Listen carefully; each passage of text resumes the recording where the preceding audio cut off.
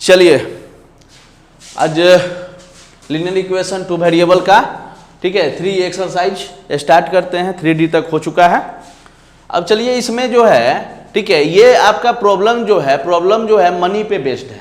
ठीक है मनी पे प्रॉब्लम बेस्ड है जिसको लीनियर इक्वेशन के ठीक है से हम लोग बनाएंगे कि क्या होगा।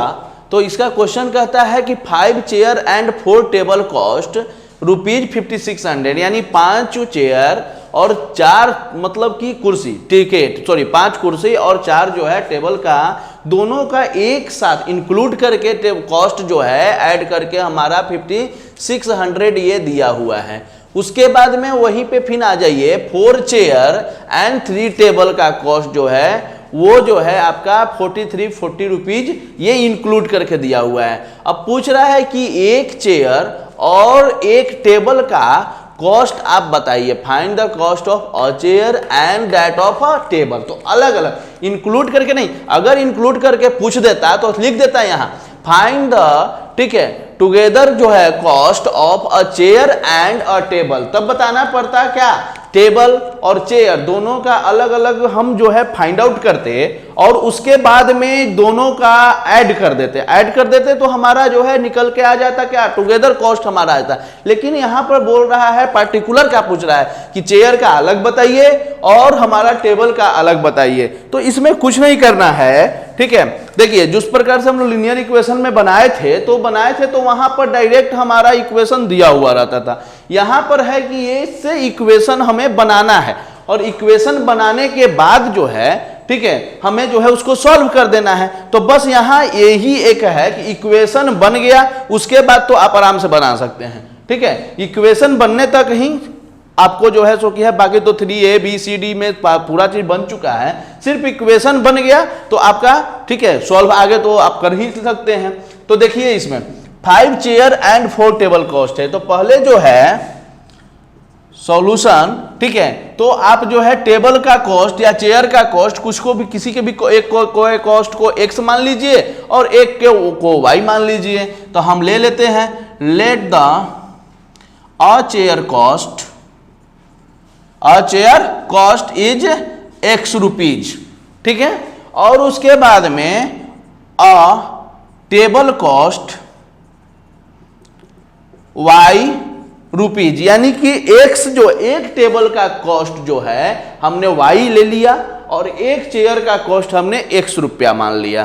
ठीक है तो इस प्रकार से अगर देखा जाए तो अगर 5 चेयर का बात किया जाएगा 5 चेयर ठीक है तो 5 चेयर का जैसे मान लिया जाए कि 5 चेयर है तो उसका एक चेयर का x है तो 5 को चेयर का कितना हो जाएगा तो x plus x plus x plus x ठीक है 4 और 5 इस प्रकार से तो टोटल आ जाएगा कितना आपका 5x आ जाएगा। ठीक है तो देखिए इस प्रकार से ये लिखना तो ये तो ऐड के कंडीशन में। लेकिन आप जानते हैं कि कोई भी नंबर अगर बार बार ऐड किया जा रहा हो ठीक है कोई भी नंबर अगर बार बार ऐड किया जा रहा हो ठीक है तो क्या करते हैं उसका मल्टीप्लिकेशन के रूप में हम लिखते हैं। तो ये नंबर कितना बार ऐड हुआ है तो 5 और कौन से नंबर को ऐड किया गया है तो x को यानी 5 मल्टीप्लाई x तो क्या हो जाता है 5x से डायरेक्ट हम लिख देते हैं।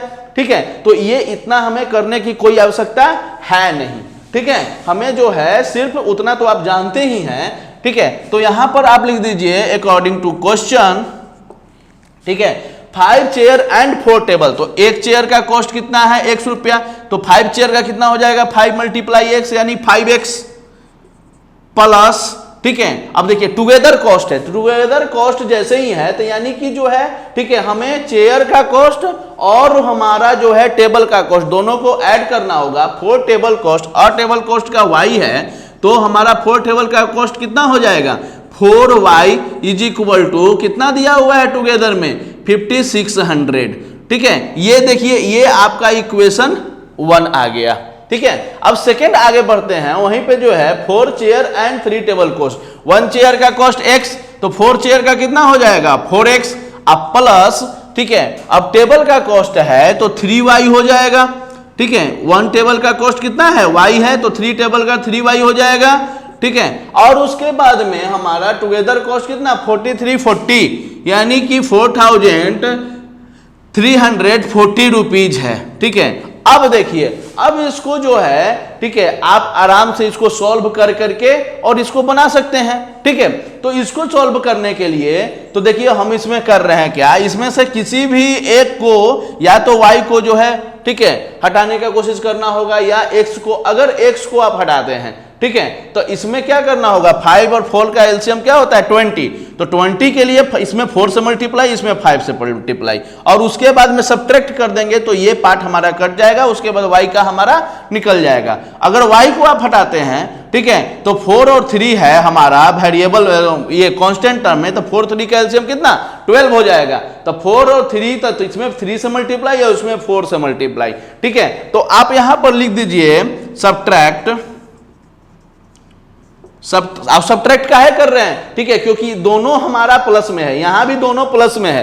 ठीक है, तो अगर एक प्लस और एक माइनस में रहता तो हम ऐड कर देते, लेकिन दोनों सेम साइन में है, इसलिए हमको सब्ट्रैक्ट करना पड़ेगा, तब उसका साइन हमारा चेंज होगा।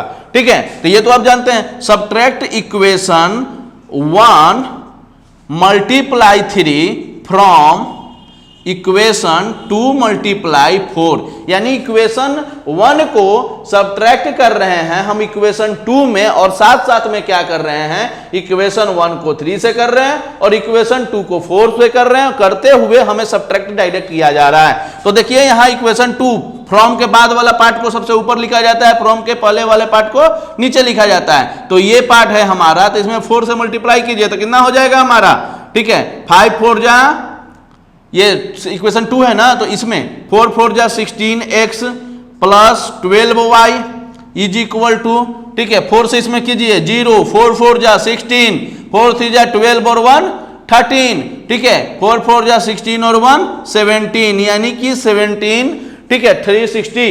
अब यहां पर देखिए इक्वेशन 2, अब इक्वेशन 1 में 3 से करना है, तो 5 3 जा 15 plus 12y is equal to 4 3 जा करेंगे तो 12 होगा ना। अब देखिए 3 से इसमें भी करेंगे तो कितना हो जाएगा हमारा, 00 हो गया, और 6 3 जा 18 हो गया, और 5 3 जा 15 और 1 16, ठीक है, इतना। अब इसका देखिए, इसका जो है जब सब्ट्रैक्ट करते हैं तो नीचे वाला का साइन जो है वो चेंज हो जाता है, ये प्लस में है, अब ये माइनस, ये प्लस में है, माइनस में, ये प्लस में है, ये माइनस में हो जाएगा।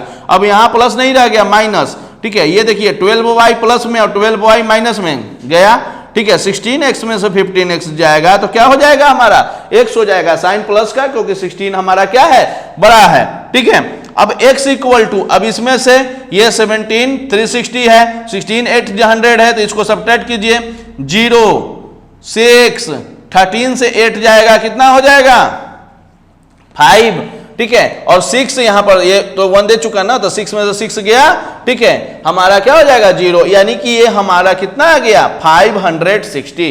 अब देखिए 560 आ गया, तो ये किसका कॉस्ट है, हमारा चेयर का कॉस्ट है। ठीक है, तो अब जो है हमारा चेयर का एओ का कॉस्ट निकल गया। अब हमें निकालना है किसका, हमें टेबल का भी कॉस्ट चाहिए। ठीक है, तो पुट द वैल्यू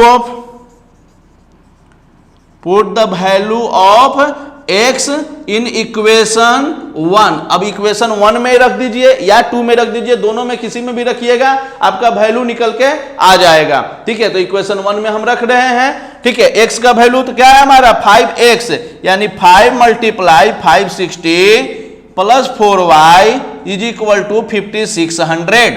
ठीक है, अब इसमें मल्टीप्लाई इसमें आप कीजिए तो कितना हो जाएगा 0 6 5 जा 30 का 0 3 बचा, ठीक है, कितना हो जाएगा 5 5 जा, ठीक है, 25 और 3 28, ठीक है, सही है ना। अब उसके बाद में 4y इज इक्वल टू 5600। अब यहां पर चले आइए, 4y है आपका, ठीक है, अब ये देखिए 2800 जो है, ठीक है, ये हमारा लेफ्ट साइड में है, इसको जो है राइट साइड में लेके चले आएंगे, क्योंकि ये पूरी तरह से कांस्टेंट टर्म है। तो 5600 माइनस 2800, इसको माइनस करेंगे तो कितना हो जाएगा, ठीक है, 16 में से 8 गया 8, और यहां 4 में से 2 गया 2 और 2 0, ठीक है, अब 4y हो गया।